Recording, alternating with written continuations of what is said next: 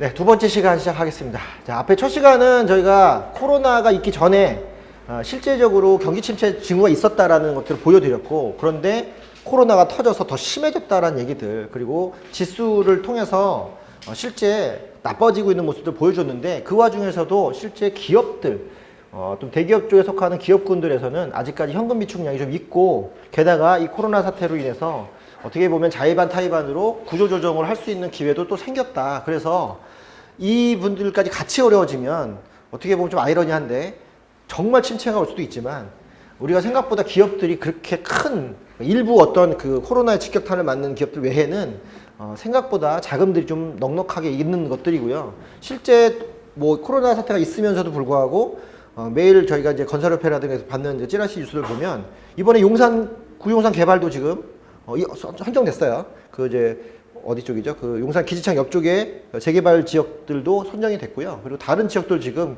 다 기업들이 선점을 하고 있습니다. 건설사들이. 왜냐하면 먹거리를 미리 선점해 놓기 위해서. 그리고 그 유명한 한국 자산신탁이 MDM이 갖고 있는 한국 자산신탁도 실제적으로 이제 자산신탁 개념에서 이제 개발 회사로 완전히 넘어가서 일들을 하고 있기 때문에 경기가 객관적인 지표만 보면 이렇지만 건설이나 그러니까 기업 지표들만 보면 나쁜 표시는 아니었다는 거, 또 거기에 현금이 굉장히 많이 보유돼 있다는 걸 본다면, 그런 것들이 작용이 됐을 때 실제 우리가 리세션에서 디프레션으로 넘어가지 않고 반등을 할 수 있는 여지가 충분히 있지 않겠느냐라고 생각해 볼 수 있다는 거죠. 다만 U자형이냐 V자형이냐 얘기를 해요. U자형 반등은 어쨌든 전체적으로 침체를 겪고 난 다음에 서서히 올라올 것이다. V자형 반등은 이거는 그냥 어떤 그 해프닝에 불과하다. 그래서 반등치고 바로 원상태로 복귀할 것이다 라고 하는데, 뭐가 됐든 간에 한 가지 특이한 점은, 우리가 작년에 그렇게 심각하게 했던 퍼펙트 스톰은 안 온다는 거예요. 이 상태 때문에. 그 얘기는 아까 말씀드린 대로 큰 산불이 저기서 밀려오는데 맞불이 놓은 것 같은 효과라서 중간에서 충돌돼서 여기서 크게 움직이지만 사람들이 덕분에 각성하기 시작해서 대응을 좀 더 빨리 나가고 있다는 거죠.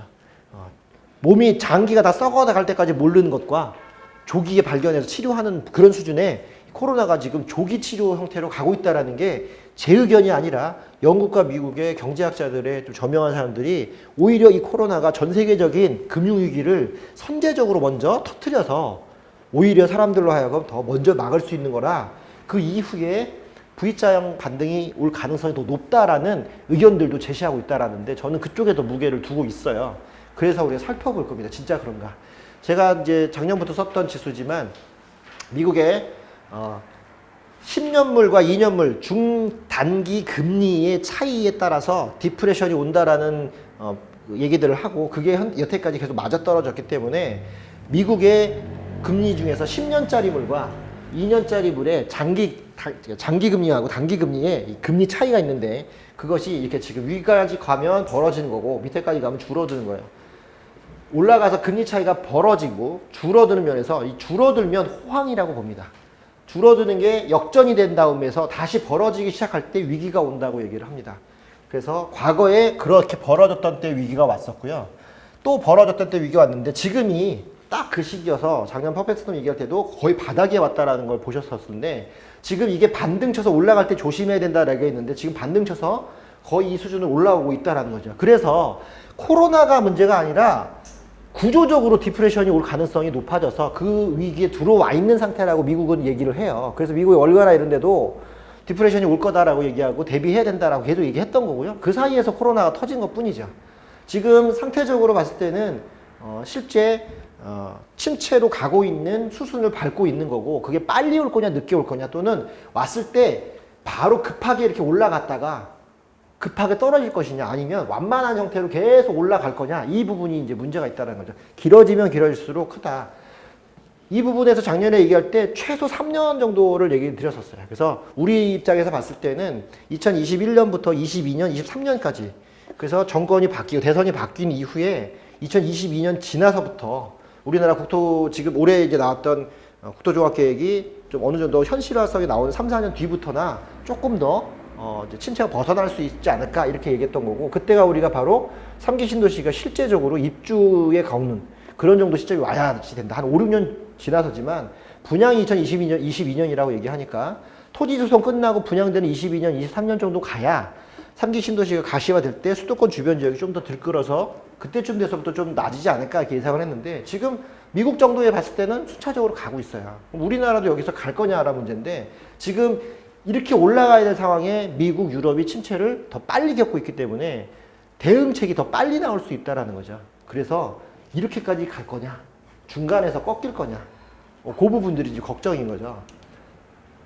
요거는 미국의 케이스 실러라는 박사죠, 박사. 교수죠. 교수가 만들어낸 미국의 주택가격 지수예요. 우리나라에서 보면 우리나라의 KB에서 선도지수, KB 선도지수라고 만들잖아요. 그래서 전국에 있는 블루칩 아파트들 한 50개 정도를 해서 만든 것처럼 미국에서 이런 지수가 있는데 거기서도 이 주택 가격이 떨어졌다 올라갔다 지금 요 상태에 있는 과거의 저점을 회복해서 주택 가격이 올라가고 있다. 그래서 실제 미국도 고용 지표가 좋아지고 금리를 뭐 작년까지 계속 올렸던 이유 중에 하나가 주택 가격도 나쁘지 않기 때문에 트럼프도 우리 경기 괜찮다라고 얘기했던 것들인데 지금 현재도 미국 주택 가격은 그렇게 심하게 떨어지고 우리 아까 봤지만 주택 매매 가격 지수 보시면 우리는 꺾여서 좀 내려오는 걸 봤는데 미국은 아직까지도 흔들림이 별로 없다는 거죠. 물론 이제 지금 좀 지났으면 좀 꺾일 판도 있겠지만 아직까지 고점에서 그렇게 꺾인 모습은 보이지 않아요.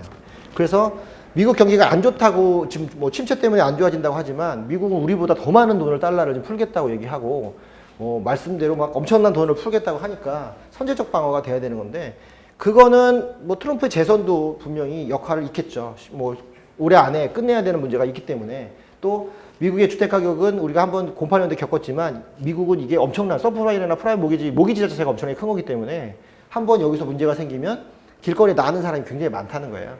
미국은 사회보장제도가 잘 돼 있다고 하지만 그 사회보장제도는 고급 사회보장제도가 아니라 최저 사회보장제도라서 조금만 거기에 뭐 해당이 안 되면 다 그냥 길거리에 나가는 거기 때문에 이 부분들이 굉장히 중요해서 양질화됐지만 아직까지도 위험 부담이 있다. 근데 그나마 오름폭을 봤을 때는 과거에 비해서 아직은 견조하다라고 보여지는 거죠. 그래서 돈을 많이 풀어서 경기를 끌어올릴 가능성은 충분히 있고 파월 의장이 마지막에는 트럼프하고 마찰이 있어서 고집을 폈지만 지금 이 상태에서는 오히려 더 선제적으로 더 많은 돈을 풀고 무제한 양적 완화를 하겠다고 발표한 이유도 똑같은 일이 벌어지면 안 되기 때문에 그쪽은 코로나가 우리처럼 해결이 안 된 상태잖아요. 그러니까 결국은 우리 입장과는 또 달라요. 그냥 금융위기가 올 거라는 분. 이미 예견돼 있던 금융위기가 더 빨리 오겠다 싶으니까 선제적 대응하는 거고요. 우리는 미국의 금융위기가 온 다음에 역순으로 오겠는데 그 전에 코로나가 끝나가는 상황으로 지금 보고 있기 때문에 이 상황하고는 약간 거리가 좀 있는 거죠. 그래서 비교해서 보셔야 되는데 문제는 어쨌든 미국이 이 상태를 좀 버텨내면 아까 말했듯이 나간 돈이 괜찮아져서 들어올 가능성들이 높아지는 거기 때문에 우리 입장에서는 나쁘지 않은 거예요. 중국 내 경우가 더 크죠. 중국은 사실상 세계 속에서의 다이소 같은 역할을 하죠. 우리가 지금 다이소가 만약에 없다고 생각해 보세요. 갑자기 가슴이 턱 막히고, 그죠? 어디로 산책을 나갈까 모르잖아요. 우리가 다이소 제일 큰데 찾기 놀이도 하잖아요. 우리 다이소가 제일 커, 3층이야! 막 이러는데 제가 제주도 갔을 때 다이소 보더니 건물 하나가 다이소예요. 제주도는 제주시 뒤쪽에 가시면 다이소가 그냥 건물 하나예요. 5층 정도가 다이소에서 사옥이처럼 이렇게 커요. 야, 제주도는 역시 달라. 중국인들이 많이 와서 그런가 했는데 중국이 세계의 다이소 같은 역할을 하죠. 실제 미국이 무역전쟁에서 몸살이고 막 그랬던 부분들도 문제가 생기면 철수해버리면 미국의 저층민들 또는 중층민들이 쓰는 물건의 대부분이 중국에서 다 오는 거기 때문에 수급이 안 되는 거예요. 또 반대로 미국의 공장들이나 이런 것들도 다 유럽이나 이런 데 똑같이 하기 때문에 중국의 우한 폐렴으로 시작됐을 때부터 다 예상했던 것들은 이제 수급이 좀 공급이 좀 어렵겠네 뭐 이런 일을 했는데 실제 뭐 중국은 모르죠. 하도 막혀 있으니까 자기들은 다 괜찮다고 하는데 완전히 괜찮지는 알 수 없으나 땅이 워낙 넓어서 모르지만 중국에 대해서 뭐라고 얘기하냐면 중국의 이번 사태로 인해서 뭐 빠르게 회복은 할 수 있지만 경제 성장률은 확실히 후퇴한 건 맞다 이렇게 얘기합니다. 거의 10% 이상 빠졌다고 얘기를 하고 예상을 하고 있고 경제 성장률이 안 올라오면 중국이 중국 내에서도 위안화에 대한 위기가 꽤 온다는 거죠. 퍼페트톱에서 잠깐 언급을 했었지만 위안화, 미국 중 간의 싸움들은 사실 무역 전쟁이지만 그 안에 환율 문제가 있다고 했었고 중국이 1대1로를 주창했던 거는 중국이 해상무역이 주로 했던 나라였는데 그 해상 부분을 미국이 레이더로 감시하고 이런 것들 때문에 해상으로 중국이 자유롭게 못 다니니까 대륙으로 해서 철도를 놔서 가는 방식이고 그 철도를 1대1로 놓으면서 철도 까는 비용까지 유럽에다 자기 돈으로 대주고요. 그래서 채무국으로 만드는 거죠. 돈 빌려주고 채무자 시킨 다음에 내가 하는 대로 해, 이런 개념이에요. 그래서 철도 깔아주고 다이소에 물건이 철도 타러 빨리 오니까 얼마나 좋아요. 하지만 그 깐 돈을 나중에 못 갚으니까 중국이 하라는 대로 할 수밖에 없는 형태로 유럽이 가면서 중국이 뭐라고 해야 되니까 위안화의 역할이 굉장히 커지고 있으면서 기축통화라고 발언을 하는 순간에 미국에서 뭐예요? 바로 제재 들어온 거죠. 그래서 무역전쟁 들어간 거죠. 기축통화는 전 세계로 달러밖에 있을 수가 없다, 이런 거고, 달러의 위상을 다시 세우겠다라는 게 트럼프의 목적이고, 그런 거기 때문에 실제 그 부분이 반영됐는데, 지금 이 상태에서 중국에서 이게 터지는 바람에 경제 성장이 밀리다 보니까 중국도 이제 환율 방어에 좀 어려워지는 게 있고, 경제 성장이 허퇴하면 1대1로도 좀 차질이 있을 수밖에 없겠죠. 그러면 우리나라는 미국 수출과 중국 수출이 우리나라 수출의 70%를 차지해요. 양쪽에 따지면. 그러면 우리나라 입장에서는 얘도 어려워지고 미국도 날리면 우리는 그 돈이 언제 우리나라에 들어올까? 이게 걱정인 거예요. 그래서 우리가 침체를 좀 길게 보겠다라고 하는 부분들은 우리 자체 문제가 아니라 우리 주변국들이 어려워지기 때문에 그만큼의 우리가 덕볼 수 있는 기회가 더 줄어들었다는 것 때문에 조금 더 신중하게 봐야 된다는 거고요. 중국은 그 안에도 부채가 많다고 말씀드렸잖아요. 언제 터질지 모르는 부채들. 그래서 요즘 중국 사태가 조금 애매합니다. 홍콩도 지금 마찬가지고요. 홍콩의 사태 같은 경우도 미국이 계속 관여했던 부분들도 이런 상황들이 없지 않아 있기 때문에 만약에 중국이 조금 더 빨리 올라온다면 괜찮지만 지금 상황 봤을 때는 그렇게 쉬울 것 같지는 않아요. 그리고 올라온다고 해도, 공급한다고 해도 지금처럼 단절되어 있는, 전 세계가 단절되어 있는 상태에서 중국이 빠르게 수출을 회복할 수 있는 경우도 흔치 않기 때문에 좀 길게 봐야 되는 부분들이 하나 있죠. 거기에 나온 게 유가입니다. 유가는 지금 굉장히 많이 떨어졌어요. 한동안 우리가 유가 걱정 안 하고 가만히 있었죠. 아무 얘기 안 했으니까. 유가는 바로 사는 게 아니라 연간 비축량이 있어서 미리 사놓습니다. 유가가 이렇게 떨어져서 왜 우리 기름값이 안 싸요? 그거는 앞에 사놓은 걸 비싸게 사놨기 때문에 비싸게 사놓은 걸 비싸게 팔고 있는 거죠. 그리고 싸게 들어온 게 싸게 들어와야 그때 파는 건데 지금 이게 아직 안 들어오는 거죠. 비축량이 다 안 빠지니까. 그런데 사우디나 이런 쪽에서 계속 싸우는 일들은 유가가 배럴당 20, 30달러를 보는데 가장 핵심적인 축은 미국이죠. 미국은 이제 유가 문제에서 셰일 오일을 얘기하는데 셰일 가스나 이런 게 손이 많이 가는, 그러니까 돈이 많이 드는 채굴 방식이라든가 뭐 이런 거예요. 그러니까 원가가 많이 들어가는 거죠. 원가가 많이 들어가니까 어느 정도는 팔아줘야 원가가 회복이 되는데 안 되면 얘네들은 생산은 하지만 비싼 거 생산하니까 이제 망하는 거죠. 60달러 정도로 봐요. 전체 원가가. 그러니까 여러분들 식당 가서 밥 먹는데 아우 이거 진짜 우리 이거 원가 다 든 거야, 이렇게 얘기하는 거죠. 이거 얼마인데요? 그랬더니 아우 이게 알탕이 8,000원인데 알이 8,000원이야. 이게 뭐죠? 이런 거죠. 만 원에 팔아야 되는데 코로나 때문에 8,000원에 파는 거야. 그런 말은 거짓말이에요. 그죠? 미리 사놓은 거잖아. 그죠? 어쨌든 간에. 그런데 지금 얘네들이 여기서 놀고 있으니까 미국 입장에서는 이대로 가다가는 도산하겠다. 근데 미국은 말씀드린 유가를 도산하면, 유가가 문제가 생기면 가장 고용 인원이 많은, 그죠? 그런 사람들이 문제이기 때문에 고용이 어려워지면 경기가 확 꺾여요. 그래서 지금 유가는 다른 문제가 아니라 미국의 고용을 받쳐주는 축이기 때문에 이게 흔들리면 지금의 미국 경제 침체가 더 오래 갈 수 있어서 이 부분을 가지고 개입을 하죠. 그래서 오늘 전화를 한 거죠. 그래서 미국이 사우디에다가 사우디 왕자하고 누구죠? 그 미국에 있는 그 뚱뚱한 사람하고 전화해서 뭐 이거에 대해서 얘기를 했다, 이게 나오는 게 더 이상 두고 볼 일이 아니다. 좀 더 올리든가 뭐 해야 될 거다, 이런 건데. 자, 유가가 싼데 항공기는 왜 그래요? 왜 이스타는 멈췄을까요? 보통 그렇죠. 뭐 여러 가지 이유가 있겠지만 구조적으로 본다면 항공기는 제일 많이 들어가는 게 유가죠. 기름으로 움직여야 되니까. 그 기름 없으면 사람 많아도 못 가잖아요. 지금 뭐예요? 기름은 싸요. 근데 사람이 안 오죠. 그리고 오지 말라고 하잖아요. 그러니까 못 뛰는 거죠. 여기서 신의 한 수가 나타나는 거예요. 화물은 갈 수 있잖아요. 조원태가 화물을 돌리면서 카카오와 지금 다른 팀들, 연기금을 자기네 주식 쪽 끌어들이는 신의 한 수를 쓰는 것들은 이런 거죠. 한진칼이 어려운데 자기 쪽으로 끌어들이기 위해서 수익 개선이 있어야 되니까 주주들한테 우리 너 이거 어떻게 살릴 거야? 항공이 다 이런데. 그게 어떻게? 유가는 싸잖아요. 근데 비행기 떠야 되는데 누구는 오지 말라 했어? 사람은 오지 말라 했지. 화물은 가는 게 맞죠. 기가 막힌 수를 쓴 거죠. 그래서 화물을 보내는 순간에 항공기가 살아날 수도 있겠네라는 게 되죠. 원재료는 싸고 사람은 안 가더라도 화물을 옮긴다면 지금은 화물을 옮기는 게 더 중요해요. 사람은 오지 말라니까. 커넥팅 중에 사람은 안 가도 되잖아요. 대리만 가면 되잖아요. 물건만 보내고 물건을 알아서 조달하면 되잖아요. 물건 자체가 못 오잖아, 지금. 그런 문제들을 해결할 수 있는 게 나오니까 이것도 되죠. 그래서 본다라면 왜 버크셔 해서웨이의 그분이 항공기 델타 항공에 투자를 했을까? 델타 항공은 누구예요? 한진칼의 대주주죠. 연관이 있다고 생각하지 않으세요? 그래서 주식을 사려면 뭘 사야 된다? 왜 애경이 그렇죠. 한진칼이라서 큰일 날 뻔했어요. 델타 항공을 이제 직접 투자해야죠. 예를 들어서 그렇게 얘기하는 거죠. 그렇게 보셔야 된다는 거예요. 좀 깊이 보시려면 연관성을 이렇게 보셔야 된다는 거죠. 또 그렇기 때문에 항공 주식을 어려운데 애경이 제주항공이 이스타를 할인된 가격에 코로나 때문에 500억 정도, 야 우리나라 항공사 500억밖에 안 해? 건물 하나 지어도 1000억인데 뭐 이러잖아요. 500억 정도 살 수 있는 정도로 몰랐어. 그게 쌀지 이랬는데 코로나 때문에 더 싸게 샀죠. 한 10몇 프로 더 싸게 샀단 말이에요. 그리고 지금 뭐 했어요? 운항 폐쇄시켰죠. 왜? 고용 승계해야 되잖아요. 말씀드렸잖아요. 이게 왜 지금 아무데도 못 가잖아요. 못 가면 어떻게 돼요? 나가야죠. 뭐 그럴 의도는 아니었을 거지만 방송에 나가는 거기 때문에 그런 의도는 아닙니다. 제 개인적인 사견이고 잊어버리세요. 하지만 이런 구조를 생각한단 말이에요, 사람들이.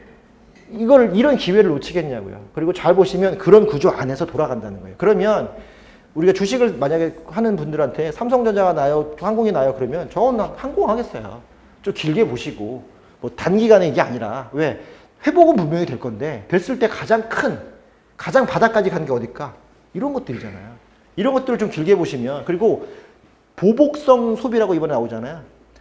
3주를 묶어놨더니 미치겠는 거야. 마지막 첫날 3주 해방전이 나오자마자 뭐예요? 가서 막 술 먹고, 막 놀고, 매출이, 이런 거, 보복성 소비. 여행 가야죠. 아우, 내가 유럽 여행 한번 못 가보고 죽을 뻔했네? 이렇게 하죠. 그리고 유럽 여행 가고 뭐, 이제 제주도 가잖아요. 그리고 이따 좀 나올 건데, 이게 반등 치는 시기가 이제 곧 온단 말이죠. 이런 것들이 있다는 거예요. 왜 유가를 생각 못 할까? 가장 큰 원재료인데. 항공기가 낡아서 없어지는 것도 아니고요. 그리고 낡으면 고쳐라도 팔면 되잖아요. 이런 것들이 깔려 있다는 거죠. 그러면 기업들 입장에서는 본다는 거죠. 이게 절대 나쁜 상황은 아니라는 거예요. 인수합병은 가장 어려울 때 일어나요. 그리고 경기가 가장 좋을 때 비싸게 팔죠. 론스타가 그랬듯이. 그렇잖아요. 모든 펀드나 헤지 펀드도 그랬듯이. 쌀 때 사서 경기 좋아지면 그냥 팔잖아요. 차익만 먹고. 자, 한국경제연구원에서 2월 26일 날 기업 실사지수를 했어요. 그래서 매출액 기준 600대 기업, 우리나라 웬만한 기업도 다 걸리는 거죠. 되게 중요한 자료예요. 그래서 앞으로 한국경제연구원에서 기업 실사지수 한다. 그럼 이걸 꼭 보셔야 돼요. 우리나라에서 매출액 기준으로 1등부터 600등 안에 조사를 해. 물론 600위가 다 전화 받거나 그러지 않아요. 근데 이번에 봤더니 470여 개 업체가 참여했다고 하니까 꽤 70% 가까운 사람들이 얘기를 하는 겁니다. 뭐라고 얘기했냐? 앞으로 종합경기 전망 어때요? 실적은 어때? 나는 이렇게 전망을 하는데 실적은 이렇게 나왔어. 이런 거죠. 내가 예상은 이렇게 하지만 실적이 이렇게 나왔어. 근데 예상은 어떻게 돼? 많이 했는데 실적은 안 나왔죠. 이제 이게 보세요. 더 떨어졌잖아요. 지금 이게 2, 3월인데 3월달 매달 1일 날 그게 일요일이든 공휴일이든 국경일이든 상관없어요. 1일 날 산업통상자원부에 보면 거기에 자료가 올라와요. 전 세계에 주식 투자하시는 분들이 그걸 봐요. 우리나라가 전 세계적으로 가장 유명한 통계 자료, 가장 정확한 통계 자료를 갖고 있어서. 그래서 그 자료가 그 자료가 뭐예요? 무역 수지가 많이 올라갔다 내려갔다 이런 걸 보는 거거든요. 통상자원부 자료에서 그게 매달 1일 날 딱 뜨면 그거 보세요. 지금 가장 많이 기대하는 게 4월 1일 자료예요. 4월 1일 자료에 얼마나 꺾였을지가 나와요. 그거 되면 이제 휘청휘청합니다. 주가가. 그래서 주식 투자하시는 분들이 1일 날 보고 문제가 생긴다 그럼 돈 바로 빼요. 2, 3일 날 줄였다가 다시 들어가기 때문에. 이 부분이죠. 지금 종합경기 전망이 97, 94 쭉 오다가 80대 한번 꺾였다가 다시 97로 올랐어요. 그리고 12월 2001년에서 90대 유지하다가 84로 확 꺾였죠. 87도 꺾인 적이 있지만 80도 꺾인 적이 있지만 84. 실적은 어떻게 해? 더 떨어졌어요. 코로나의 영향이 크다. 내수가 가장 부족하다라고 얘기하고요.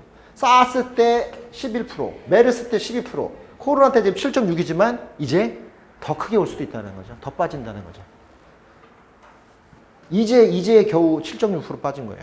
그러니까 제가 주식도 더 떨어지다 얘기하는 것들은 주식은 뭐랑 연결되어 있는 거예요? 부동산하고 자산하고 아니잖아요. 이거는 주식은 기업 실적하고 연결되는 거란 말이에요.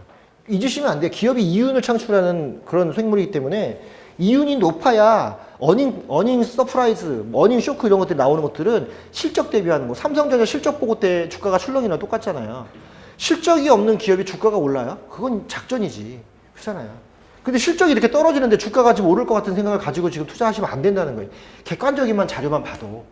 하지만 구조조정을 통해서 빚을 줄였거나 또는 체중을 줄여서 더 나갈 돈을 줄였거나 이런 기업들은 회복되면 불러날 거 아닙니까?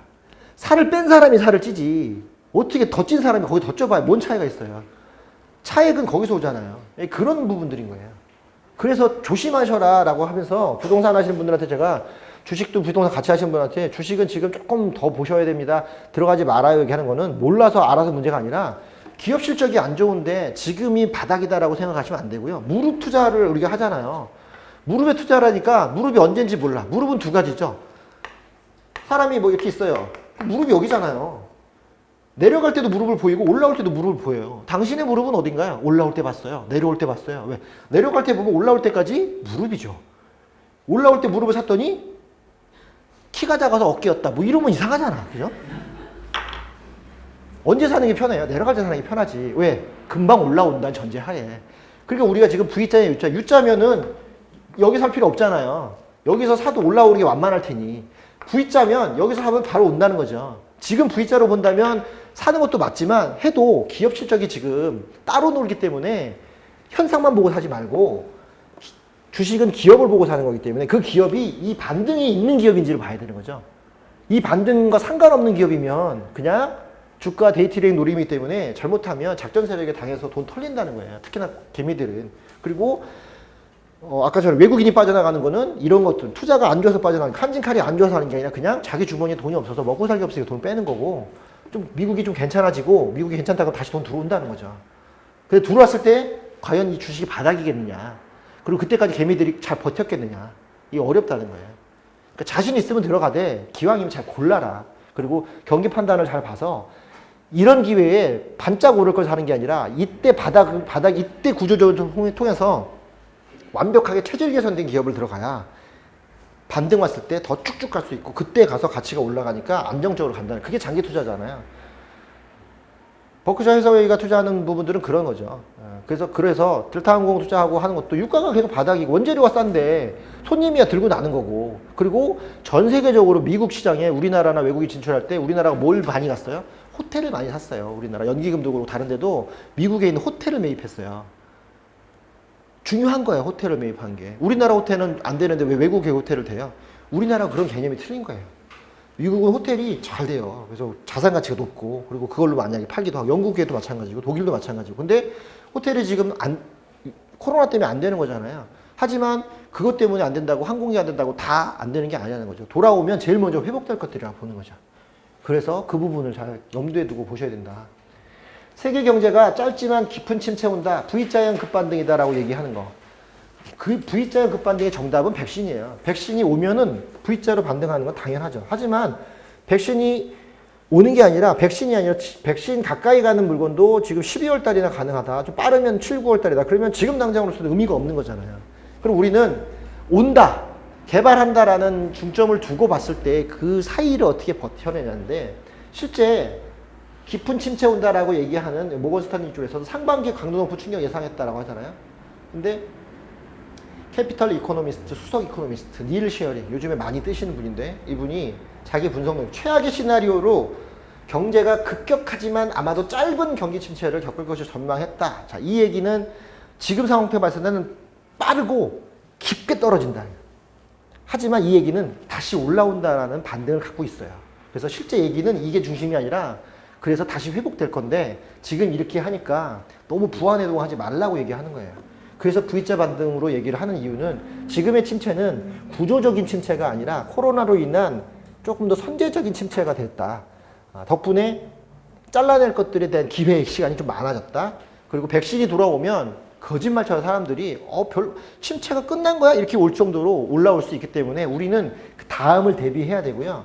지금 이렇게 터졌을 때 그러면 애초부터 우리가 잘라내려고 했던 거 빨리 걷어내야 된다. 오히려 지금 기업들한테는 훨씬 더 우량할 수 있는 기회다라고 얘기를 하고 있는 거예요. 저도 V자형 반등에 표를 던지는 이유가 이겁니다. 코로나는 코로나고 침체는 침체야. 코로나로 인해서 침체가 왔지만 그 본질적인 침체는 아니라는 거예요.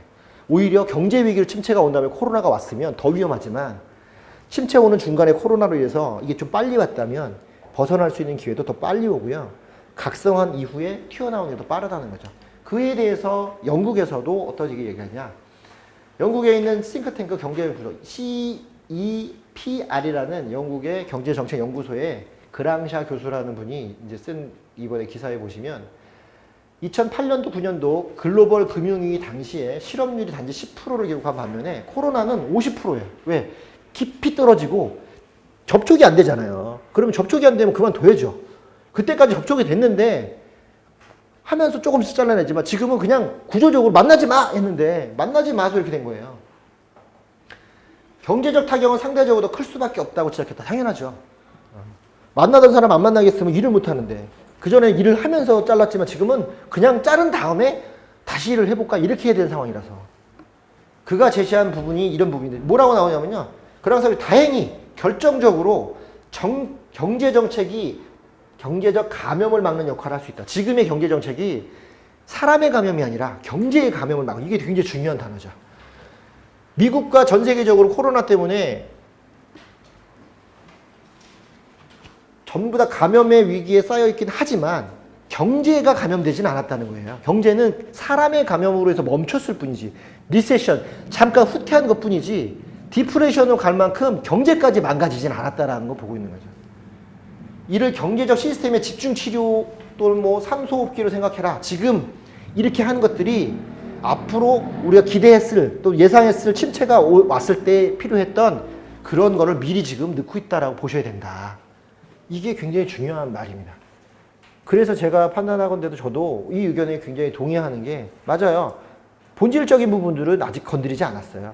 하지만 그런 상태에서 이미 예방책을 많이 쏟아부고 있다는 거죠. 그리고 그게 자금이든 또 일자리든 뭐든 간에 하나만 하는 게 아니라 고용안정자금도 주고 소상공인도 도와준다고 하고 모두 누구 돈 다 붓고 있고 통화사부 체결하고 한다면 여러분이 지금껏 단 한 번도 보지 못한 우리나라의 가장 큰 양적 완화예요. 그렇잖아요. 그냥 대놓고 좀 이따가 나올 건데 진짜 야 내가 앞으로 뭘 더 보려고 이런 거잖아요. 더 센 게 나오는 거야. 뭐 다 나오잖아요. 그러다 보니까 이번에 주가가 약간 움직이는 거는 야 나올 거 다 나왔다. 이게 된 거죠. 미국에서 뭐라 그래요? 연준에서 비슷한 목소리가 나오죠. 제임스 블러드 세인트루이스 연방은행 아까 봤던 그 슐러 지수라든가 그 금리 장당의 금리도 어디서 나오냐면 세인트루이스 연방은행 있어요. 그 사이트가 있는데 거기에 가시면 그 표가 항상 있습니다. 그래서 우리나라에서도 요즘에 그 표를 많이 인식하게 하는 게 그게 글로벌 동조화된서부터 미국의 그 사이트와 우리를 같이 비교하면서 분석을 많이 합니다. 요즘에 경제학자들이나 투자 VIP 투자하시는 분들이 거기 연방은행 총재가 그래서 얘의 말이 좀 먹히는 거죠. 실업률이 오르고 생산 감소 등이 발생하는 현 상황에 대해서 미국 공중보건에 대한 막대한 투자. 미국의 공중보건이 오바마 케어부터 시작해서 뭐 있었지만 우리나라만큼 안 되잖아요. 우리나라 지금 진주의료원 폐쇄하는 게 요즘에 다시 나오잖아요. 그거를 왜 그때 해갖고 안 그랬으면 지금 대구 경북에 진주의료원만 해도 공적 그 보건만 해도 충분할 수 있었는데 그래서 홍준표 대표가 이걸 많이 먹는 것도 이게 이렇게 터질 줄 몰랐다. 증상이 드러났다. 막 이렇게 얘기하는 건데 미국의 공중보건이 미국은 할래 할 수가 없어요. 막대한 자금이 드는 거거든요. 미국은 우리나라처럼 단일 민족이 아니라 여러 민족 섞여 있고 노숙자도 거의 뭐 엄청나게 많고 있는데 다 보호할 수가 없기 때문에 미국에서 우리나라처럼 건강보험을 하겠다? 그거 미친 짓이에요. 나라 거덜나는 짓이죠. 그걸 안 하려고 하고요. 주별로도 다 안 하려고 하고. 그런데 지금 이 사태는 미국이 공중보건에 대해서 엄청난 돈을 투자할 수 있는 그런 기회가 됐고요. 리세션은 일반적으로 경제활동 측면에서 수축이 있을 때 언급하지만 현 상황은 경제적 급반등을 위한 기반을 다지고 있다고 분리하고 본다는 거죠. 야 오히려 들어가지 열심히 노력해서도 돈을 갖고 오지 못했는데 코로나 때문에 보건에다 돈을 투자하는 일이 생겼네. 이렇게 생긴 거죠. 결국은 이것이 기반을 깔고 미국 경기를 한 번 더 올릴 수 있는 또 다른 단초가 될 수도 있다라고 보는 거죠. 그래서 실업률이 오른다는 건 정부의 안정제가 통했다는 거죠. 사람들이 이 지금 과거에 있는 게 아니라 지금 코로나 때문에 실업률이 높아졌다는 얘기는 코로나 나오면 그 실업률은 돌아와야 될 실업률이죠. 그래서 경영안정자금을 주는 거예요. 고용안정자금을. 그걸 안 주면 그냥 해고가 되는데 고용안정자금을 준다는 얘기는 해고 못하죠. 왜? 네가 자를까 봐 내가 돈 줬잖아. 그러면 내가 돈 뺄 때는 네가 들어와야지. 이게 중요한 거예요. 고용이 과거에는 끊겼는데 지금은 고용을 유지하기 위해서 고용 안정 자금을 주고 있다는 거죠. 그래서 빼고는 있지만 완벽히 뺀 게 아니라는 거죠. 그래서 오히려 실업률이 늘어났다는 건 더 많은 걸 투입해서 지금 치료제를 넣고 있다는 거기 때문에 오히려 더 회복이 더 빠를 수 있다는 것도 반증하는 게 아니냐 이렇게 나오죠. 대단한 시각이죠. 그래서 셧다운 조치를 팬데믹 상황으로 단축시키기 위한 필수 조치가 있다. 그냥 하지 마라. 뭐 멈춰라 이건 얘기 또 어려워서 멈추는 게 아니라 지금 멈추지 않으면 더 큰 피해가 오기 때문에 잠깐 끊고 가겠습니다. 이렇게 얘기하는 거죠. 그게 오히려 더 확실한 정책으로 반영되고 있지 않겠느냐 이런 거죠. 이게 현실화되면 경제는 금방 올라온다는 거예요. 마른 건초 같아서 금방 올라온다는 거죠. 금방 올라왔을 때 여러분들이 후회한다는 거예요. 왜? 이 뭐야? 벌써 회복된 거야? 이렇게 된 거죠. 근데 회복은 됐는데 잔상이 남아있잖아요. 계속적으로. 그 잔상도 안고 가는 거죠. 왜? 백신이 나오기 전까지는 완벽한 회복은 아니니까. 그 부분들과 우리 동행해야 되기 때문에 중요한 부분들인 거죠. 그래서 실제적으로 팬데믹이 오고 이런 현상이 왔을 때 우리가 느껴야 됐던 것들은 이런 겁니다.